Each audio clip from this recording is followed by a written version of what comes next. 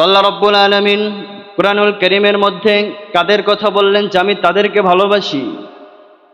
আলাদাভাবে বললেন, ভাগ করে দিলেন যে আমি এই মানুষদেরকে ভালোবাসি, বিশেষ গুণে গুণান্বিত ব্যক্তিদেরকে আমি ভালোবাসি। এরা কারা? এক নম্বরে রব্বুল আলামিন বলেন, জাল মুহসিনুন, যারা ইহসান করে, যারা দয়া করে, যারা অনুগ্রহ করে, আমি তাদেরকে ভালোবাসি। ইহসানকারী এর মানে হচ্ছে যারা দয়া করে, অনুগ্রহ করে, মানুষের উপর অনুগ্রহ করে, আল্লাহর সৃষ্টির উপরে অনুগ্রহ করে, আল্লাহর সৃষ্টির উপর দয়া করে, ইহসান করে। আল্লাহ বলছে আমি তাদেরকে ভালোবাসি।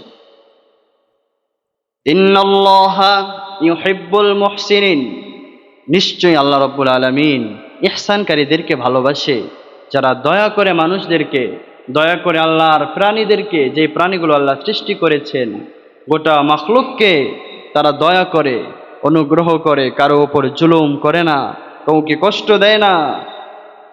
এই মানুষগুলো আল্লাহর কাছে অনেক প্রিয়।